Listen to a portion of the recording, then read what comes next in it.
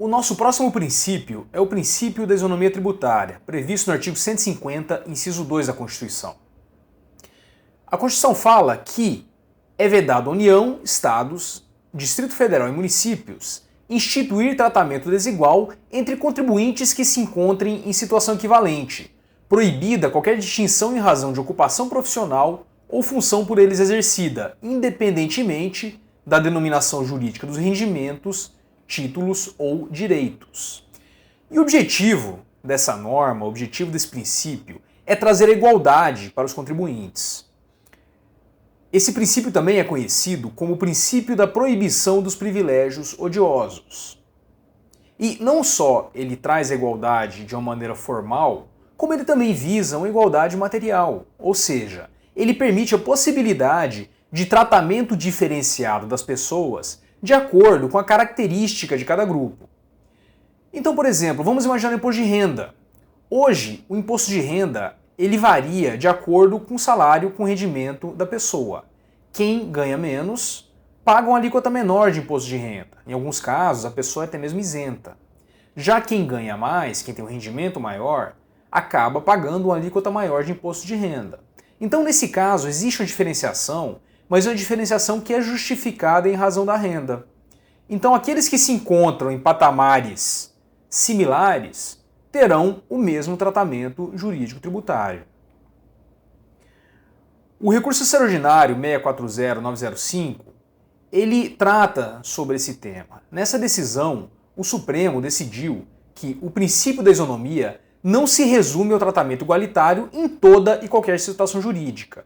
Refere-se também à implementação de medidas com o escopo de minorar os fatores discriminatórios existentes, com a imposição, por vezes, em prol da igualdade, de tratamento desigual em circunstâncias específicas, como é o caso do exemplo que eu acabei de falar para vocês do imposto sobre a renda. Então nós temos aqui dois aspectos. O aspecto da igualdade perante a lei, todos aqueles que estão em uma situação similar, eles serão tratados da mesma forma perante a lei, e isso também é conhecido como equidade horizontal.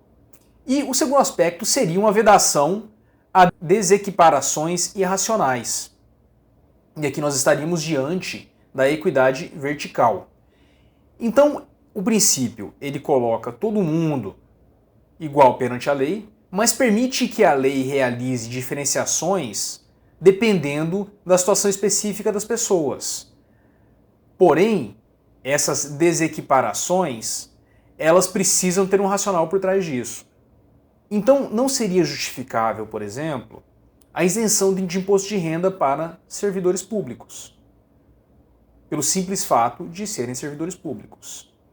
Porém, nós temos regras no sistema jurídico que algumas pessoas com doenças graves, elas têm essa isenção do imposto de renda.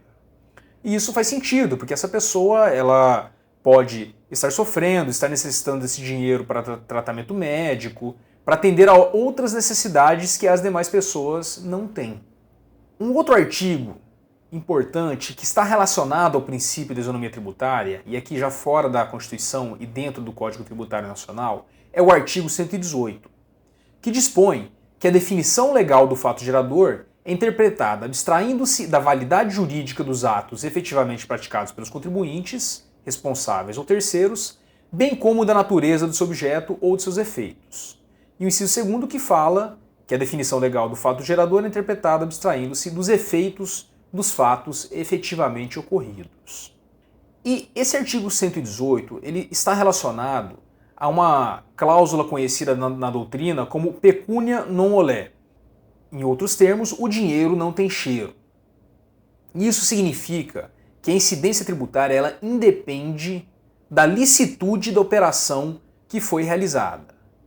Então, por exemplo, o 118, inciso 1º, é bem claro que a definição legal do fato gerador independe da validade jurídica dos atos que foram praticados pelo contribuinte.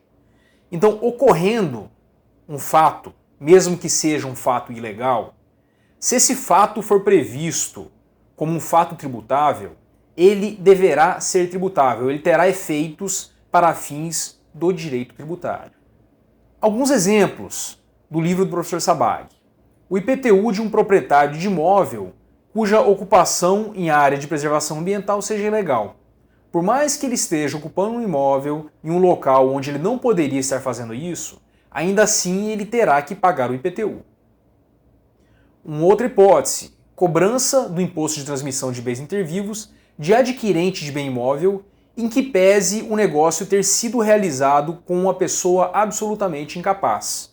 Mesmo que esse negócio seja nulo, de acordo com o professor Sabag, ainda assim nós teríamos efeitos tributários em razão de sua realização. E, finalmente, um outro exemplo seria um imposto sobre a renda da atividade de tráfico ilícito de entorpecentes. O traficante, ao vender a droga, ele tem uma renda e essa renda ela precisa ser tributada. Não é muito comum que isso ocorra, porque o traficante prefere não dizer quais são as atividades que ele está realizando, tendo em vista que elas são ilícitas, mas, como em tese, o traficante ele precisa sim pagar imposto de renda, porque se ele está oferindo renda, ele está realizando o fato gerador do imposto de renda e, portanto, ele tem um dever com o fisco de realizar o pagamento em cima dessa renda oferida. Bom, essa é uma posição geral da doutrina e também dos tribunais, de que atos ilegais eles devem sofrer tributação. Porém, uma parte da doutrina entende que seria impossível tributar atos ilícitos. Isso acabaria dando uma vantagem bastante grande para aquele que comete o ato ilícito, porque não só ele está realizando um ato que é ilegal, mas também ele tem uma vantagem competitiva com relação aos demais comerciantes, por exemplo, porque ele não precisaria pagar tributo. Porém, um exemplo aqui que é interessante é o contrabando e o descaminho, que são crimes previstos no Código Penal e estão relacionados à tributação. E nesses casos, o que ocorre é uma perda do objeto do crime. Então, se eu vou para o Paraguai e compro vários produtos que não são permitidos no Brasil e no caminho a polícia me encontra, todos esses bens que eu comprei, eles vão ser perdidos. Eu vou perder esses bens para o Estado.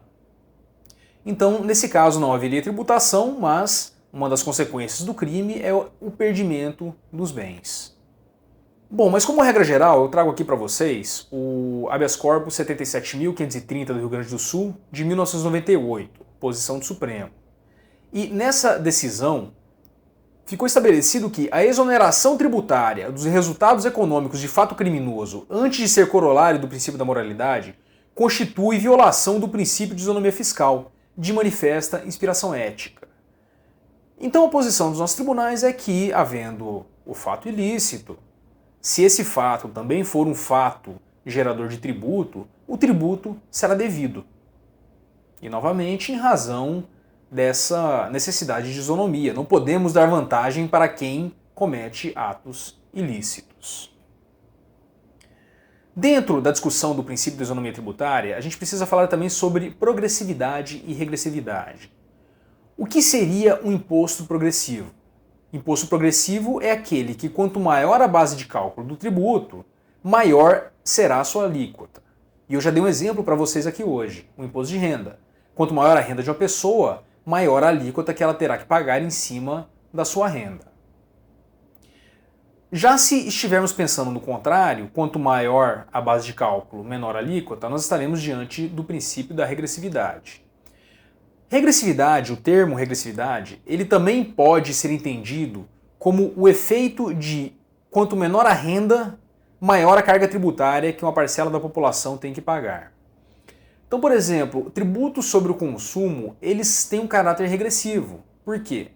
Porque a pessoa que é rica, que ganha muito dinheiro, e a pessoa que é pobre vão pagar o mesmo tributo em cima de um produto. Então, vamos imaginar esse apontador aqui que eu utilizo em sala de aula com vocês. Se eu tenho uma renda alta e compro esse apontador, o tributo que eu vou pagar em cima dele é X. Se uma pessoa mais pobre compra esse mesmo apontador, essa pessoa vai pagar o mesmo tributo X.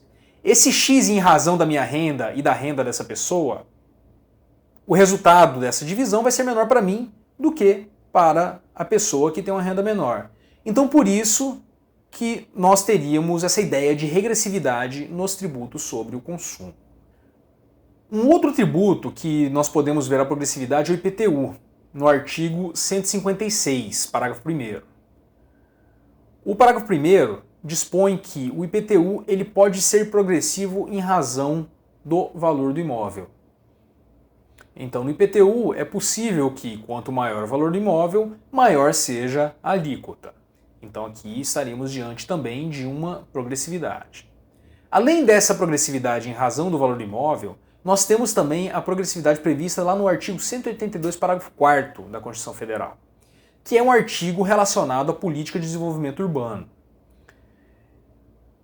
Então, o parágrafo 4º do artigo 182, ele dispõe que é facultado ao Poder Público Municipal, mediante lei específica, para a área incluída no plano diretor, exigir do proprietário do solo urbano não edificado, subutilizado ou não utilizado, que promova o seu adequado aproveitamento, sob pena sucessivamente de, primeiro, parcelamento e edificação compulsórios e, segundo, imposto sobre a propriedade predial e territorial urbana progressivo no tempo.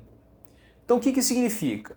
Primeiro, é necessário que exista lei no município permitindo esse tipo de progressividade, e caso o município peça para a pessoa dar adequado destino ao seu imóvel e ela não faça, o município poderá aplicar alíquotas progressivas. Então, a cada ano, a alíquota de IPTU ela vai aumentando.